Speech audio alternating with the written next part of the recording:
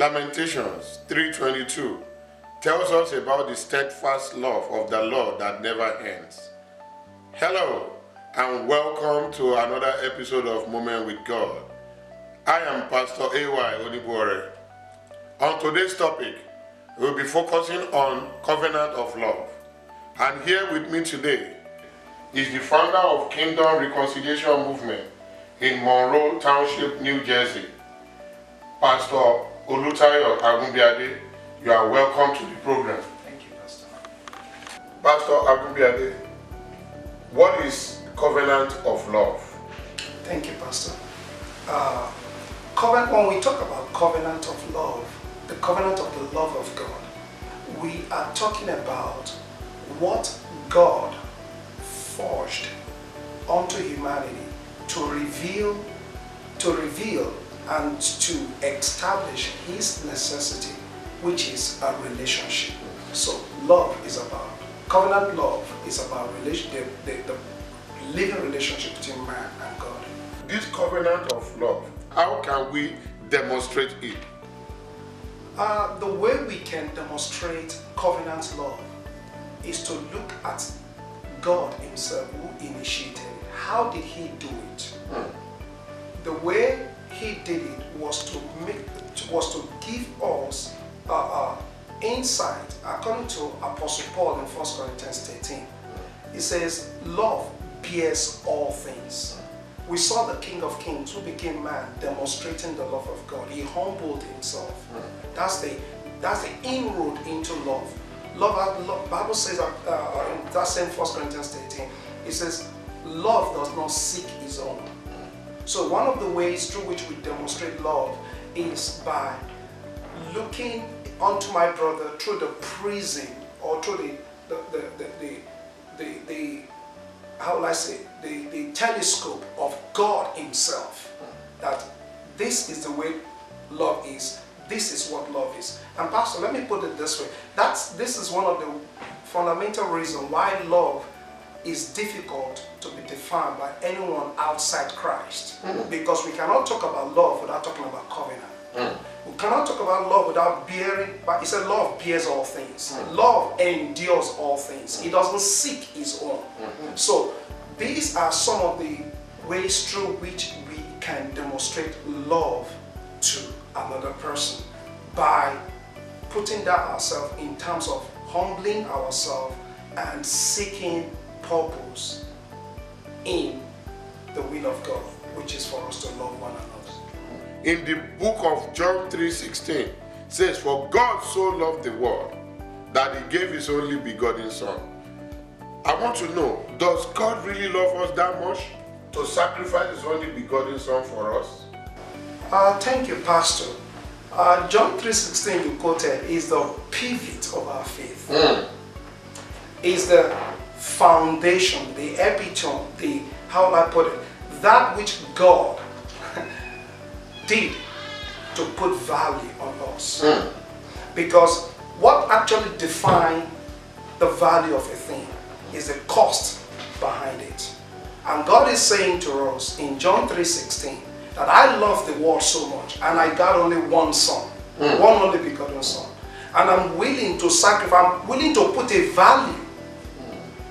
When this concept is established in our mind, it's worth celebrating. To be called the redeemed of the Lord, it cost God the only begotten Son. And that's why He said, whosoever believes in Him shall have everlasting life, shall have eternal life. God being born in man, as we believe it. I don't know if that answers the question. Oh, perfectly. So that is the covenant. That's the covenant. Wow. That is the covenant. Christ dying on the cross. Because when we talk about covenant, Pastor, there must be a cutting. And so on the cross, we saw Jesus Christ bleeding. So it wasn't the nails, for example, that were holding Jesus on the cross. He is the King of Kings, don't let us forget. He's all powerful, almighty. But it was His love for the Father. He always loved to do the will of His Father. And it was His love for what the Father loves, that the Father loves the world. So That's where he cut the covenant. Just like when Abraham entered into covenant with God, he has to cut covenant by removing his foreskin and stuff like that, so that the relationship can be made, removing the barrier. We'll be back after this break.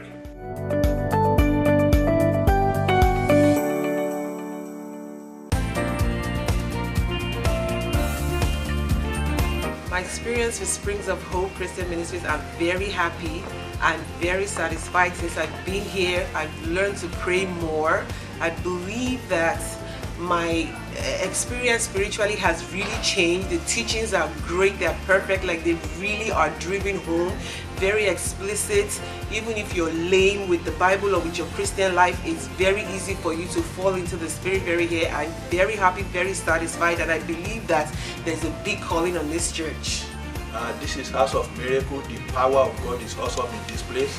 If you are in need of anything, if you are sick, you need healing, you need breakthrough, come and worship with us and the Lord will answer you.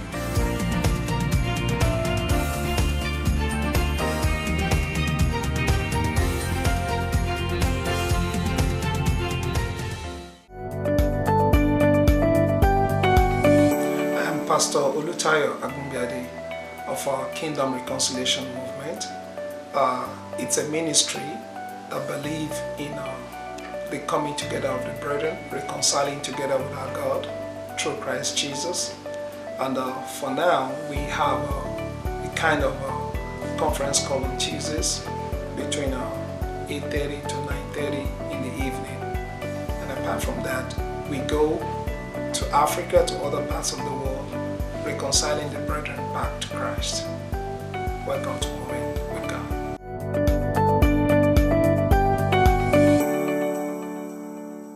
If you want your adverts to be placed on this program, please call the number on the screen.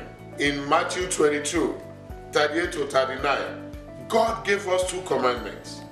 He says, love thy neighbor as thyself.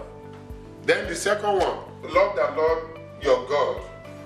Then my question is, how can you love your neighbor who does not love you? There are something in life, or let's put it this way, life follows sequence. There's a chronological order. It first, in this Matthew where you quote it right now, it said, thou shalt love the Lord thy God with all your heart, with all your might, and with all your soul. Then he now said, the second commandment is like the first one, which is, thou shalt love thy neighbor as yourself. What is God saying to us? I can never love my neighbor as myself until I understand the John 3:16 where we're talking about. Understanding the love of God, because I can only give what I have received. This is the missing link in the church today that defies the power, man of God. Why? Because when God demonstrated His power, His glory and everything, all is because of His love. If the reason and the basis for which we do everything in life is rooted upon love, then we're going to see the glory of God, because glory is a reward. Is a reward. So when we love God by understanding how we are loved by God, Ephesians 1:7 says we are the beloved of the Lord. By understanding how much we're loved, how are we loved? The scripture makes us understand. It said, in that while we're yet sinners, Christ died for us. So when I knew nothing about love, He was loving me anyway. He was seeking me anyway. He's the seeker. So one of the ways through which we show love to our neighbor is first and foremost understanding the concept of love from God. Then we can reflect the love of God to our neighbor without stress. And my last question to you, sir. Can you share with our viewers the covenant of love between us and God? Or is it even necessary for God to even love us as human beings? Thank you, Pastor. Looking at it from the concept of the Bible, it is very, very necessary for God to love us. We have to go back to the beginning. In the beginning, the Bible says God made the heavens and the earth. And in verse 2 it said the earth was without form and darkness was upon the face of the earth. And we saw the power of God at work. And God began to say, let there be. Let there be light. Let there be a separation from the waters, and let there be firmament. And God made this beautiful cosmos that you and I and every scientist are helping us to discover today how beautiful this is. After all these were established, God now said, now let us make man in our own image. What does that mean? I love that word now, because that is a key into this question, I believe. In the sense that the reason I demonstrated this perfection and beauty, the reason I displayed this power, I made this marvelous, beautiful world, is this now. Now, if I go get all resources, let's say my wife go get all the resources to cook a soup. Now when all the resources are gathered, now let me cook the soup because everything is ready. The reason she went to the store is because of this, cooking the soup. So the reason God created this world the way it is. Science were even making us to understand that our world is tilted. If our world tilts a little bit right or left, we either freeze or fry. It depends on the direction. So which means the only reason our world is hanging the way it's hanging is because of this now. Now, let us make man in our own image. So God made man in his image until the destroyer came and stole the beauty out of man. And man loved this thing so much. And God loved this thing so much called man. That's why David said in Psalm 8, so what is man that thou art mindful of him? You've created beautiful things, stronger things than man. But anyway, this is what God loved. He loved man. So, and he was willing to sacrifice himself. I love it very well in Romans chapter 8. Bible says, what shall separate us? What shall separate us from the love of God? It says, shall tribulations, shall famine, shall perils and everything. Then 2 verses later he said, no, he said, all these things, we are more than conqueror. Why? Because it's, in verse, I think verse 38 of that same Romans, it makes us understand that, he said, Paul said, I am persuaded that neither life nor death, nor powers, nor principalities, nor height, nor depth can separate us from the love of God. So, if this question says, does God have to do this? Pastor, how far can you go with what you love? I mean, God loves us this much. One of the greatest problems in this world, I believe, is our lack of understanding of how much we are loved. Bible says in Proverbs 21:16, it says, he that wanders away from the path of understanding shall dwell in the congregations of the dead. Just like the prodigal son, the day he saw the his father would create in his father's kingdom, he left his position. The love of God is an open hand. It's calling us home. All creation. Whosoever, he said, whosoever shall accept him, he will give him eternal life. That's what the promise said. I believe that it is worth it. Man is worth it. How much God loves us is revealed on the cross. Why he loves us, Pastor, I may not be able to answer that. But I just know that we talk is creation. He just delights in us for whatever reason that is known to him. The why, I don't know. But that he loves us, Pastor, God loves us. Thank you very much for that insight. You are indeed a blessing to us. God bless you, sir. Thank you, sir. Welcome, sir.